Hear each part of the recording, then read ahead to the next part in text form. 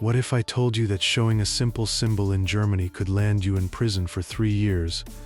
Nazi symbols aren't just offensive, they're weapons, tools of psychological warfare that turned an entire nation into a killing machine, and today Germany bans them for a reason you won't expect.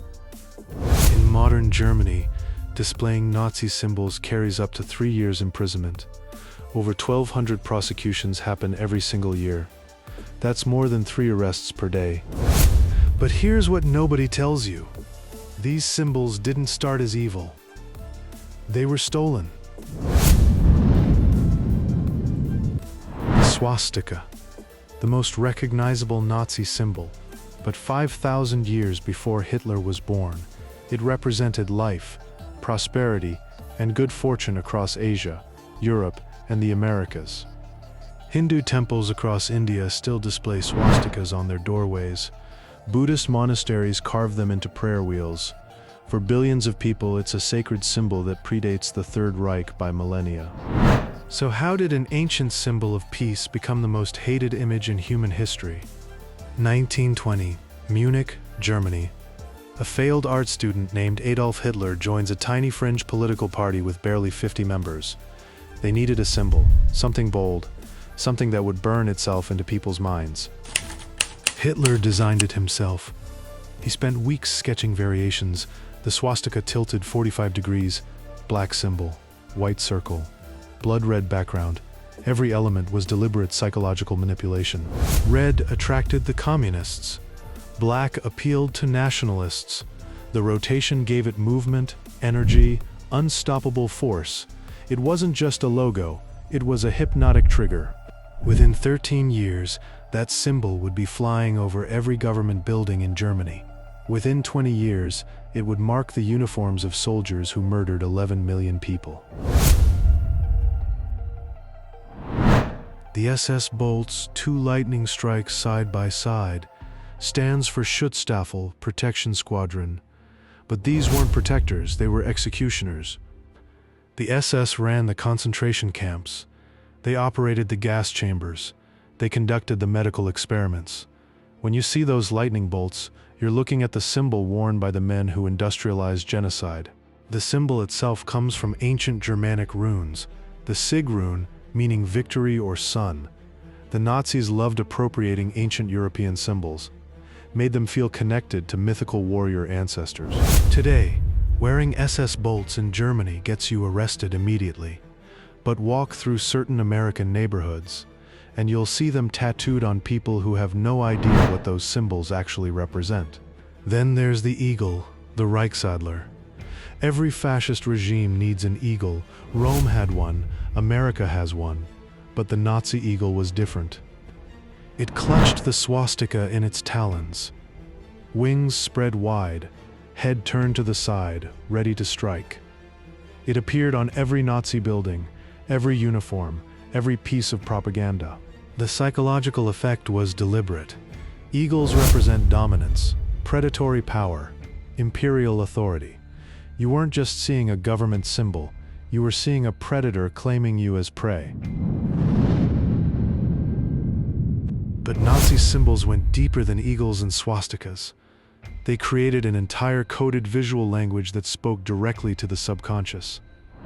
The death's head, a skull with crossed bones beneath, worn by SS tank divisions and concentration camp guards. The message was unmistakable.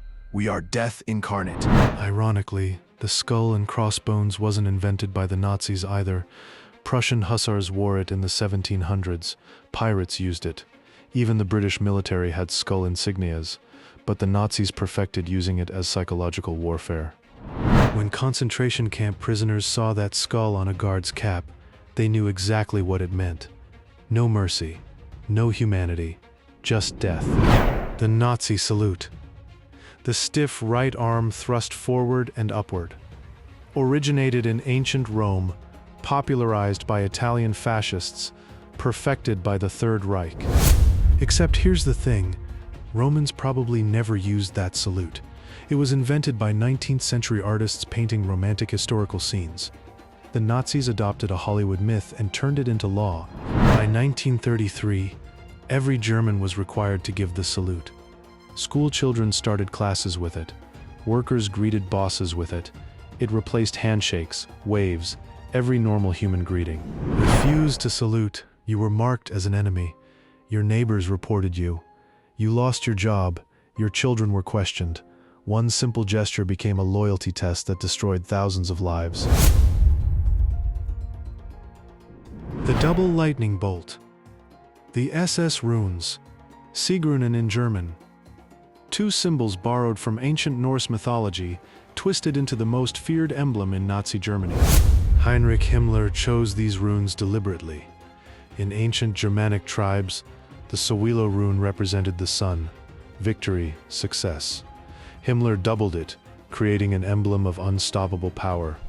But here's what most people don't know. The SS had an entire department dedicated to ancient symbols, the Ahnenerbe. Their mission: find archaeological proof that Germans were the master race. They searched Tibet, Iceland, Scandinavia, even sent teams to Antarctica, all looking for ancient Aryan relics. It sounds like a bad Indiana Jones movie, except it was real, and it cost millions. The Death's Head, the Totenkopf, a human skull with crossed bones, worn by SS concentration camp guards. If you saw this symbol approaching, you knew your life was measured in moments. But the Totenkopf wasn't originally Nazi. Prussian hussars wore it in the 1700s. German tank crews used it in World War I. The Nazis didn't invent it, they corrupted it. The eagle and swastika. The Parteiadler. Every Nazi building, every uniform, every flag combined these two symbols. The eagle represented German power. The swastika in its talons represented their ideology consuming the world. Nazi architects designed buildings with these eagles facing different directions. Facing right meant the party. Facing left meant the state. Citizens learned to read which building held which power just by looking at the eagle. The Iron Cross, Germany's highest military honor, dating back to 1813. The Nazis added a swastika to the center. After the war, Germany kept the Iron Cross for its military, but removed the swastika. The symbol survived. The ideology didn't. The color code, red, white, and black. Every Nazi flag, banner, and uniform used these three colors. But why? Red represented the social movement. White represented nationalism. Black represented the Aryan race. Every color was a political statement. The Black Sun, the Schwarze Sonne. Hidden in the floor of Wewelsburg Castle, Himmler's SS headquarters. 12 runic symbols arranged in a circle. Only high-ranking SS officers knew its meaning. It represented their mystical Aryan origins. Today, neo-Nazis use the Black Sun because it's not technically illegal in many countries.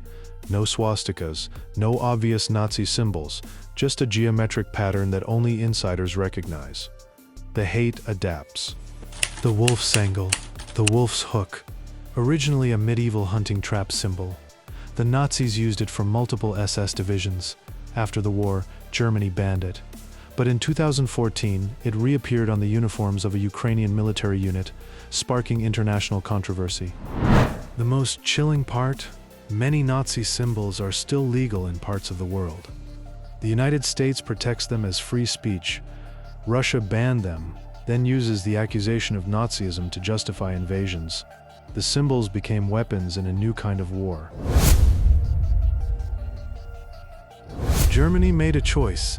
They teach every schoolchild about these symbols, their origins, their meaning, and their crimes, not to glorify them, not to forget them, to understand them, because understanding is the only vaccine against repetition. Every year, German students visit concentration camps. They walk through the gates. They see the death's heads. They read the signs. And they leave with a question that haunts them forever. How did ordinary people let this happen? That's the answer. Symbols only have the power we give them.